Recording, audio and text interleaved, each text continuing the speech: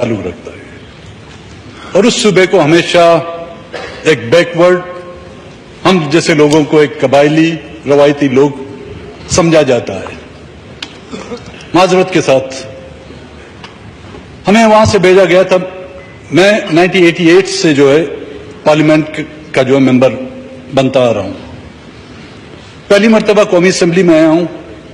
वहां के हमारे लोगों ने जिस मुश्किल वक्त के साथ और जिस कठिन मुश्किलात के बाद हमें मुंतखब करके यहां पे भेजा कि बलूचिस्तान की आवाज, बलूचिस्तान पर होने वाले मजालिम की आवाज यहां पर हम पहुंचाएंगे और इंशाअल्लाह अल्लाह ने जिंदगी दी और ये अगर असेंबली की मुद्दत, अपनी मुकर्ररा मुद्दत पूरी की तो हमारी उस मजलूम अक़वाम की आवाज आप सुनते रहेंगे।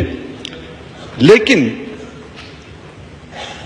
जो कुछ हम सीखने के लिए आए थे एक छोटे सूबे से, वो असेंबली जिसकी एक जमाने में तादाद जिंदगी दी और 83 की थी, कुदरती आफतों और सरकारी आफतों के बावजूद अब जो उसकी तादाद 65 की आ गई है। लेकिन जो कुछ आज हमने सीखा, यकीन करते हैं इसको हम वहां पे नहीं जाके बतलाएंगे कि यहां पर क्या कुछ हो रहा है। हम कुछ अच्छी बातें सीखने आए थे यहां पे। अब यहां पर आप लोग माशाल्लाह पढ़े लिखे लोग हैं, हम तो कबायली रवायती और उन इलाकों से ताल्लुक रखते हैं जहां पर अभी तक स्कूल तक नहीं खुले। लेकिन आज जो कुछ यहां पर देखा, ये कुछ हम वहां पर अगर बयान कर बैठे तो कसम खा कर कहता हूं हमारे वोटर हमें फिर वोट देकर यहां पे कतई नहीं भेजेंगे।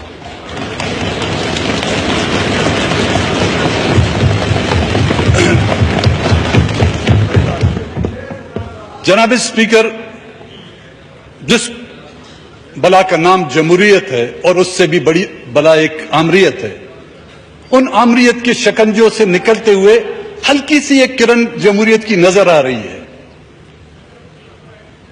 हमने आमरीयत के उन अदवार में भी, चाहे वो जनरल अयूब खान का मार्शल लॉ हो, उसकी मार्शल लॉ में नवाब नौरोज खान और उसके साथियों की जो है डेथ सेंटेंस आज भी हमें याद है, हमने उनका भी मुकाबला किया।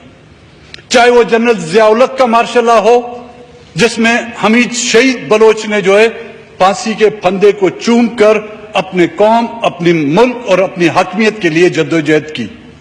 हमने जनरल मुशर्रफ के अदवार भी देखे, जहां पे नवाब अकबर खान बुगटी जैसे हमारे अकाबरीन को शहीद किया गया, लेकिन हम अपने उन मकासद से, अपनी कौमी जद्दोजहद से न पहले खाइफ हुए हैं, न आज होंगे, न आइंदा होंगे।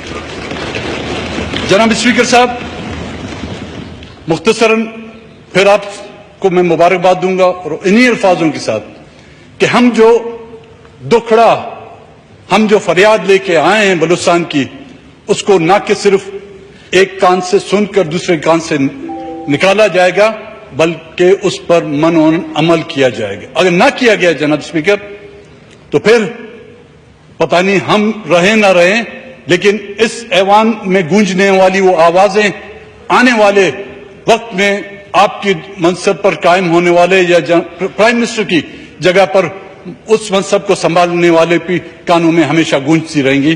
बड़ी मेहरबानी आपकी।